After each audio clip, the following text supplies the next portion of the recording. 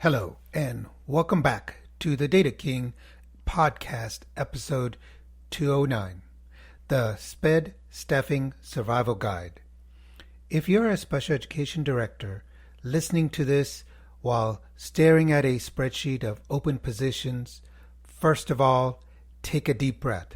Second, you're not alone.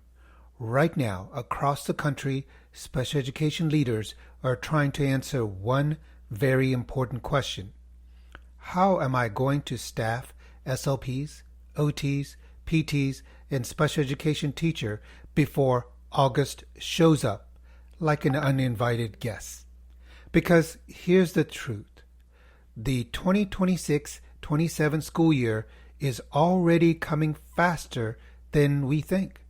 The staffing math just isn't working anymore. Here's the reality check. Let's be honest. You post the job, you repost the job, you extend the job posting. Maybe you even add the words competitive salary, and still nothing. Meanwhile, IEPs are increasing, service minutes are increasing, compliance pressure is increasing, and parents don't want to hear we're still recruiting. They want service yesterday, because every missed therapy session is not just a scheduling issue, it's a compliance issue, and possibly a due process hearing waiting to happen. So directors everywhere are asking the same question. At what point do we stop hoping and start planning? Let's jump into when contracting is the smart move. Here's the moment when contracting becomes the smart decision. If you have positions open in March or April, that's not a hiring problem anymore. That's a service delivery risk. Contracting out isn't about giving up on hiring. It's about protecting students and protecting the district. And the smartest directors build contract staffing into their budget cycle early. Step 1. Forecast service needs and vacancies. Step 2. Identify hard-to-fill roles like SLPs or OTs. Step 3. Plan contract staffing as a backup before summer hits.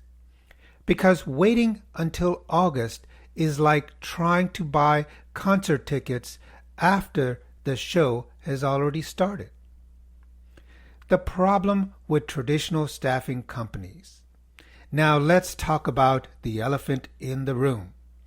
Traditional staffing agencies, you know the model. A big national company sends a clinician, you sign a contract, and then 3 months later, the therapist disappears like a sock in the dryer, and you're back to square one.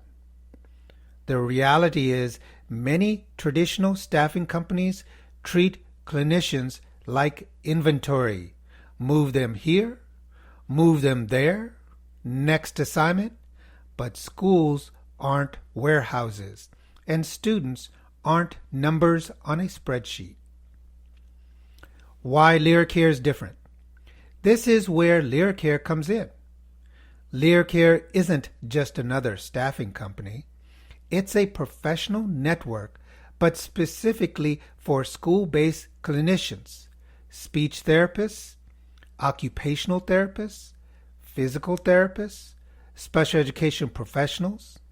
Instead of treating clinicians like temporary placement, Liricare focuses on something radical, actually supporting them, because supported professionals stay longer. And when clinicians stay longer, students get consistent services. For districts, that means faster access to qualified professionals, stronger retention, better collaboration with school teams, and less scrambling halfway through the year. In other words, less chaos. And let's be honest, special ed directors already have enough chaos. The clock is ticking. Here's the reality.